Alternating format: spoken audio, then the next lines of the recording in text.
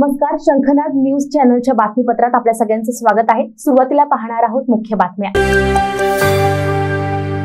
चंद्रपूरच्या चांदा क्लब मैदानावर सुरू असलेल्या महाराष्ट्र वन विभागातर्फे आयोजित ताडोबा महोत्सवात दुसऱ्या दिवशी कुमार विश्वास आणि सहकाऱ्यांच्या कवी संमेलनानं बहार आणली। सामाजिक राजकीय परिस्थितीवर चिमटे काढत कवींनी ताडोबा महोत्सवात रंग भरले। विनोदहास्य, वीररस व भक्तिमय अशा विविध काव्य गायनाने चंद्रपूरकर मंत्रमुग्ध झाले। वनवास समाप्ती आणि युद्ध जिंकल्यावर अयोध्येला परत जाताना स्थितीच्या भावविभोर मनस्थितीचं वर्णन करणारी कविता सादर करून कुमार विश्वास यांनी काव्य वाचनाला भक्तीची तेजस किनार दिली। माता सीता बैठी है, इधर भगवान बैठे हैं। प्रेम में एक समय ऐसा आता है जब भाषा बंद हो जाती है, आंख से बात चलती है। जिनका पुराना विवाह हो गया है वो जानते हैं कि बोलने की जरूरत नहीं पड़ती है। आप नजर उठाते हैं और पत्नी समझ जाती है, पत्नी देखती है और आप समझ जाते हैं कि यहाँ चुप रहना है, ज्यादा नहीं बोलना है। कि पुराने पतियों ने जिस तरह गर्दन हिलाई है, मैं समझ रहा हूँ कि आपके जीवन की आत्मकथा का अंश सुना आपने आप। और ये तो वो पति पत्नी है जो संसार में जब भी आते हैं पति पत्नी बनकर ही आते हैं। मेरे मर्यादा पुरुषोत्तम राम और जगत जननी माता सीता सदा एक साथ ही आते हैं। भगवान ने माता की ओर देखा, सीता जी की ओर, सीता जी ने राम जी की ओर देखा और क्या कहा होगा सीता जी ने, वो पहली लाइन सुनिए, मेरे साथ गुनगुनाइए। ये ठहाके, ये मस्ती, ये जुमले, ये बातें, ये राजनीतिक टिप्पणियां हम रात भर कर सकते हैं, लेकिन चंद्रपुर के इतने महत्वपूर्ण नागरिकों में, इतने महत्वपूर्ण उपस्थिति में मैं सिर्फ इतना कहना चाहता हूं कि जब ग्राहक देसी घी खाने वाले हों तो उन्हें डालडा नहीं परोसना चाहिए, अच्छा घी सुनाना चाहिए। कि चलो अब थोड़ा ये को रिवर्ब देना, सुनना। कि चलो अब लौट चले रघुराई। कार्यक्रमाच्या दुसऱ्या टप्प्यात तीनदा ग्रामीण अवॉर्ड विनर संगीत संयोजक रिकी केज यांच्या तुफान सादरीकरणानं चंद्रपूरकरांची मन जिंकली।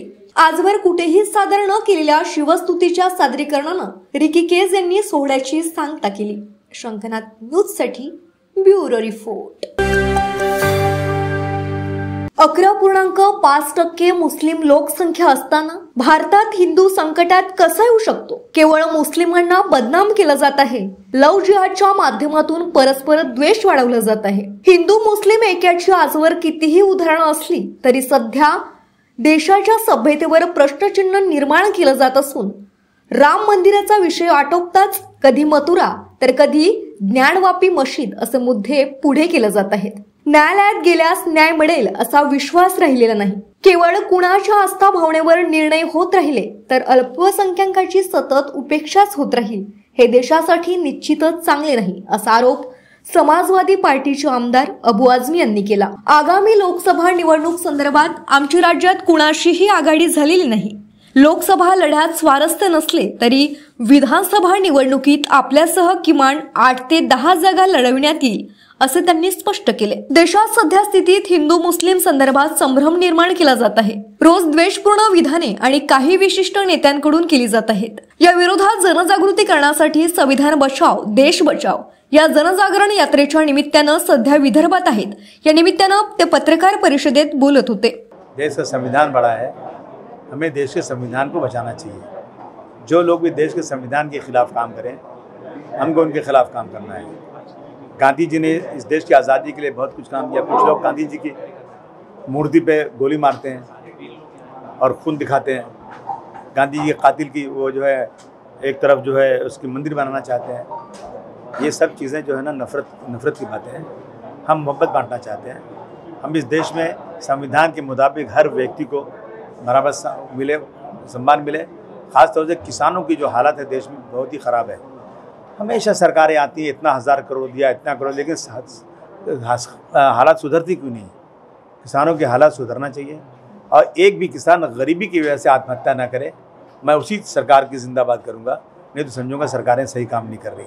लाखों लाख करोड़ रुपया कारपोरेट का माफ़ कर दिया जाए और किसान बेचारा आत्महत्या कर ले। मैं समझता हूँ इन चीज़ों के खिलाफ हम लोग काम करना चाहते हैं। भाजपा एक पार्टी है, कांग्रेस भी एक पार्टी है, समाजवादी एक पार्टी को है, लेकिन जो पार्टी धर्म के नाम पर लोगों को बांटे, हम कैसे उसको अच्छा बोलेंगे? अगर यह है तो हमारा रिजर्वेशन हमको दे दो। रिजर्वेशन तो हाई कोर्ट ने कहा देने के लिए, हमको नहीं मिला है। अब आप जो NRC ला करके मुसलमानों का सर्टिफिकेट चेक करोगे। आज तक इतने साल से मुसलमान यहाँ रहता है, आज तक तो नहीं चेक हुआ था, क्या तो चेक करने की। हम तो पाकिस्तान मुर्दाबाद बोलते हैं, हिंदुस्तान जिंदाबाद बोलते हैं। सिर्फ हमारे धर्म के खिलाफ कुछ मत कीजिए। हम किसी पार्टी में जा सकते हैं, किसी पार्टी सपोर्ट कर सकते हैं। मुसलमान भारत माता का जय की नारा नहीं लगाते, इस तरह का एक आरोप हमेशा लगाया जाता है, आप क्या कहते हैं? सब झूठ है, ये झूठे लोग हैं जो झूठा प्रोपगंडा करते हैं। यूसुफ मैं नाम अभी नहीं मुझे याद आ रहा है, सबसे पहले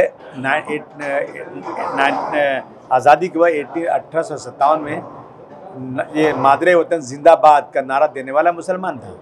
जय हिंद का नारा देने वाला भी मुसलमान है। ये झंडे का कलर देने वाला भी सुरैयत है जी मुसलमान है। समझ, सारे जहाँ से अच्छा हिंदुस्तान का नारा देने वाला भी इकबाल साहब हैं। समझा आपने? तो ये सारी चीज़ें बताना चाहिए लोगों को।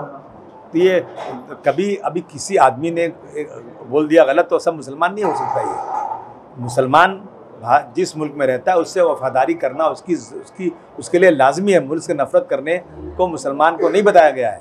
तो भारत माता की जय मुसलमान बोलता है और पहले बोल चुका है। कॅमेरामॅन प्रवीणसह सनी भोंगाडे, शंखनाथ न्यूज नागपूर।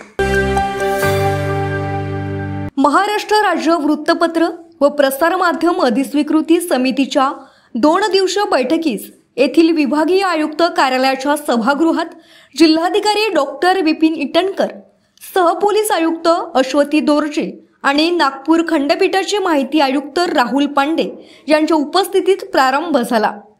बैठकीच्या अध्यक्षस्थानी राज्य अधिस्वीकृती समितीचे अध्यक्ष यदू जोशी उपस्थित होते। यावेळी माहिती संचालक तथा समितीचे सदस्य सचिव डॉक्टर राहुल तिडके, नागपूर विभागाचे माहिती संचालक हेमराज बागुल, मराठवाडा विभागाचे माहिती संचालक किशोर गांगुर्डे तसेच राज्य अधिस्वीकृती समितीचे सर्व सदस्य उपस्थित होते। डॉक्टर इटनकर यांनी प्रशासनातील कारकिर्दीत प्रसार माध्यमांच्या प्रतिनिधींसोबतच्या सौहार्दपूर्ण संवादाचे अनुभव कथन केलं। तसेच येत्या लोकसभा सार्वत्रिक निवडणुकीत प्रसार माध्यमांकडून सहकार्याची अपेक्षा व्यक्त केली। अश्वती दोर्जे म्हणाल्या, पोलीस आणि पत्रकार हे जनतेला न्याय देण्याचं काम करतात। पोलीस गुन्ह्यातील सत्य शोधून काढतात तर पत्रकार हे सत्य जनतेसमोर मांडतात। राहुल पांडे यांनी सांगितलं की पत्रकारांजवळ लेखणीचं शस्त्र असून त्याचा सुयोग्य उपयोग व्हावा। राज्य अधिस्वीकृती समितीनं पात्र व योग्य पत्रकारांस अधिस्वीकृती पत्रिका देण्याची व याचा सुयोग्य वापर व्हावा अशी अपेक्षाही त्यांनी व्यक्त केली। शंखनाथ न्यूज साठी ब्युरो रिपोर्ट। विदर्भाची पंढरी प्रति पंढरपूर शेगाव येथे श्री संत गजानन महाराज यांचा 146वा प्रगट दिन साजरा होणार आहे। याकरता मोठ्या संख्येने राज्यभरातून दिंड्या आणि भाविक शेगावात दाखल होत आहेत। या उत्सवाकरिता संपूर्ण मंदिरावर आकर्षक विद्युत रोषणाई करण्यात आली आहे। शंखनाथ न्यूज साठी ब्युरो रिपोर्ट।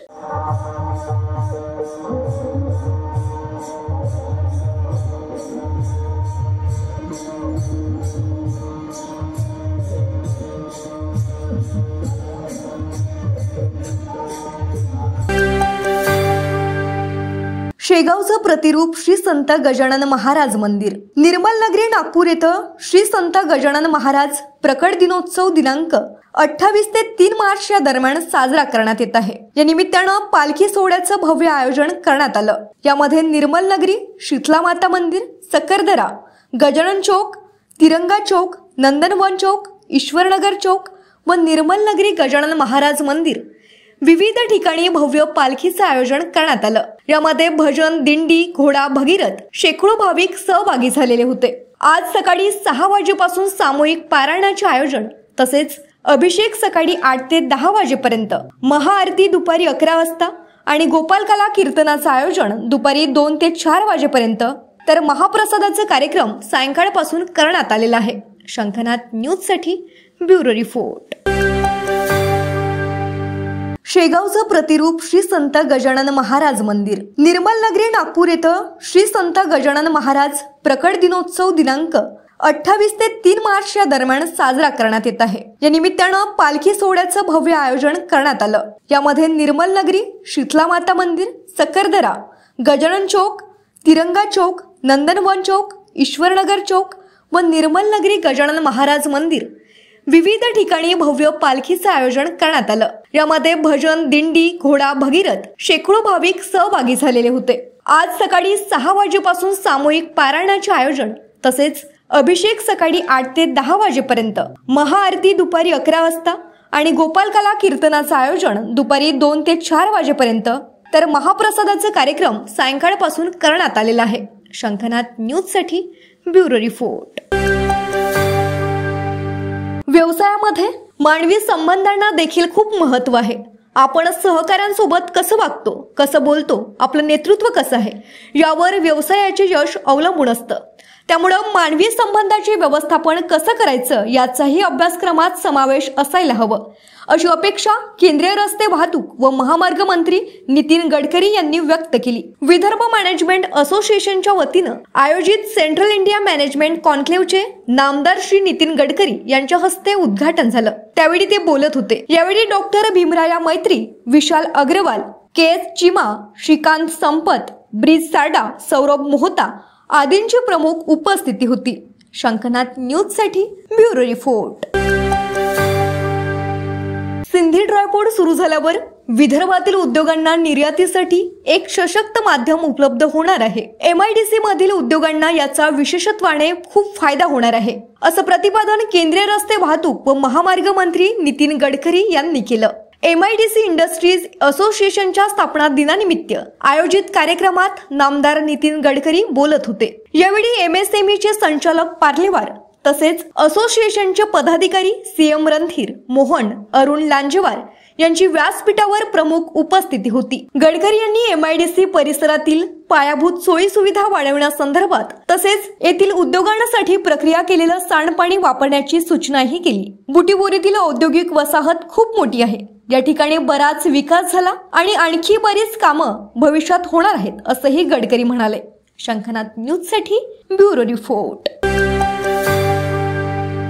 चंद्रपुरात वन विभागाचे मुख्यालय वनभवन आणि ताडोबा अंधारी व्याघ्र प्रकल्पाचे मुख्यालय ताडोबा भवनाच्या इमारतींचा भूमिपूजन सोहळा पार पडला. राज्याचे वनमंत्री सुधीर मुनगंटीवार यांच्या उपस्थितीत 2 स्वतंत्र इमारतींचे भूमिपूजन झालं. पुढील 18 महिन्यात दोन्ही सुसज्ज इमारती अस्तित्वात येणार आहेत. चंद्रपूर जिल्ह्यातील वन विभागाच्या कामाचा आवाका बघता सर्व सोयींनी युक्त वनभवन गरजेचं होतं, तर ताडोबा अंधारी व्याघ्र प्रकल्पाला आंतरराष्ट्रीय मंचावर पर्यटन रोजगार विषयक महत्त्व देण्यासाठी उत्तम सुविधायुक्त ताडोबा भवनाची निर्मिती देखील आवश्यक होती.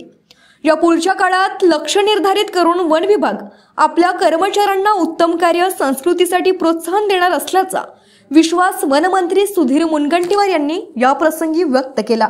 शंखनाथ न्यूजसाठी ब्युरो रिपोर्ट. चंद्रपूर आणि गडचिरोली महाराष्ट्राचं सर्वात जास्त वनक्षेत्र असणाऱ्या जिल्ह्यांपैकी एक आहे. वन विभागाचं एक अत्याधुनिक कार्यालय व्हावं.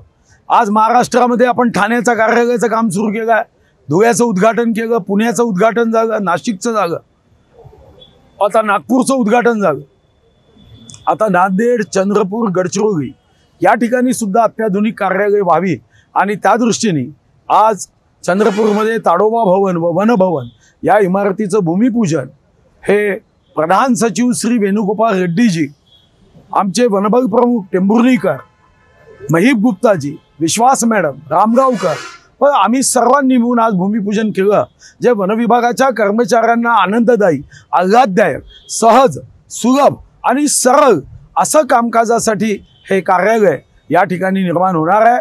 18 महिन्यामध्ये दोन्ही कार्यालय निर्माण होतील आणि चंद्रपूर जिल्ह्याचं नाव ताडोबा हे आमचं व्याघ्र प्रकल्प आहे, हे आंतरराष्ट्रीय स्तरावर याला सन्मानाचं, पर्यटनाचं प्रमुख स्थान प्राप्त होईल या दृष्टीने आम्ही विचार केला, संकल्प केला, लक्ष्य निश्चित केलं. तर हे होतं आजचं बातमीपत्र. पुन्हा भेटूयात पुढच्या बातमीपत्रात. नमस्कार. तुलसी प्रेरणादायी बहुउद्देशीय सेवा संस्था, नागपूरमधील सर्वोत्तम फॅशन डिझायनिंग कोर्सेस. तुम्हाला फॅशन डिझायनिंगची आवड आहे का? तुम्हाला स्वतःची फॅशन डिझायनर म्हणून ओळख निर्माण करायची आहे का? तर मग तुलसी प्रेरणादायी बहुउद्देशीय सेवा संस्थेच्या फॅशन डिझायनिंग कोर्सेसमध्ये प्रवेश निश्चित करा. 6 महिने आणि 1 वर्षाचा सर्टिफिकेट कोर्स. प्रख्यात फॅशन डिझायनर शुभांगी गोस्वामी यांच्याकडून प्रशिक्षण. नवीनतम फॅशन ट्रेंडचे शिक्षण, व्यावहारिक प्रशिक्षणावर भर. या अभ्यासक्रमात नऊवारी, ब्लाउजचे प्रकार, one piece, block painting, fabric painting, CAD म्हणजेच digital designing, gent garment, designer ड्रेसचे वेगवेगळे प्रकार, साधा सलवार, पंजाबी ड्रेस आणि ड्रेपिंग. प्रवेश फी 6 महिने अभ्यासक्रमाकरिता 7,000 आणि 1 वर्षाच्या अभ्यासक्रमाकरिता 15,000. आजच संपर्क साधा आणि आपले नाव नोंदवा. तुलसी प्रेरणादायी बहुउद्देशीय सेवा संस्था, धन्वंतरी नगर, वंजारी भवनाच्या मागे, उमरेड रोड, नागपूर.